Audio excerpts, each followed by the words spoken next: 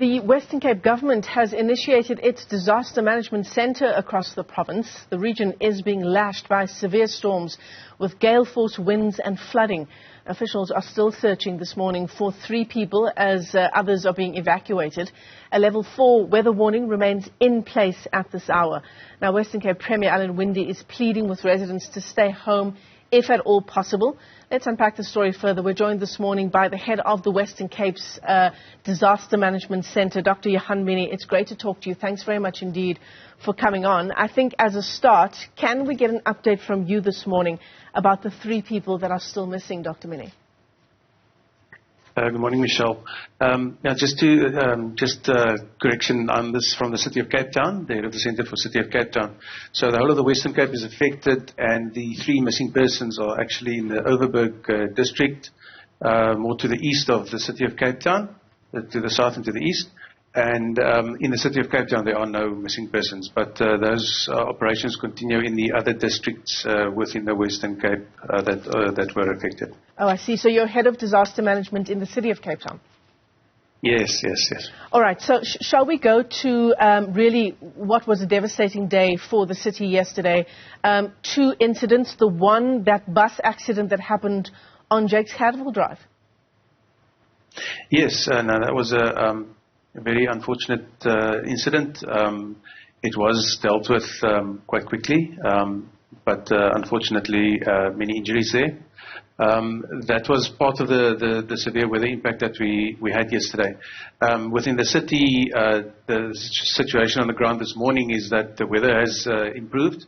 The rain system has moved on towards the east, and the wind has also subsided, so we're ready to we're now able to get into the areas and do our recovery and rehabilitation and relief operations, and that's what we will be focusing on today. We've got more than 1,400 structures in informal settlements confirmed affected, and we have people displaced in certain areas, and in both the informal and formal areas we had widespread impact, mudslides, flooding, trees uprooted and similar impacts. Yeah, and speaking of just the impact on homes this morning, the Cape Argus is leading with the story around, people waking up to their homes being flooded.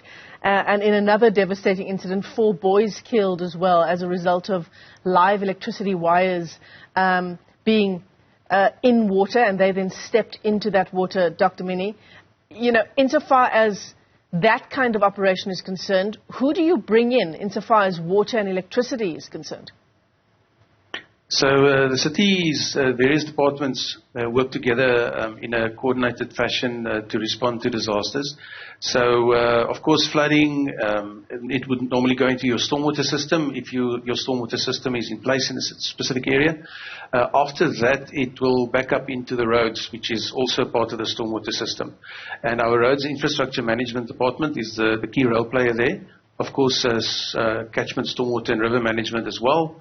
Together, those 2 departments look after where water goes. And then, of course, water and sanitation departments, the sanitation department looks at the sewage as well and where that goes. And in many cases, we unfortunately have ingress of stormwater into sewage, which causes problems. But so first of all, those services are part of our winter readiness task team. They make sure that maintenance is done, cleanup is done before the winter to make sure that we limit these impacts. But with more than 24 hours of severe rain continuously, any stormwater system would be would not be sufficient. So we've had severe rain, really severe rain over the past 48 hours, and that has caused flooding in many areas. So are you saying that warning for people to stay home where at all possible, given that the weather system seems to be moving along outside of the City of Cape Town, is that warning no longer in place this morning? No, so we participate in the provincial disaster management meetings yesterday.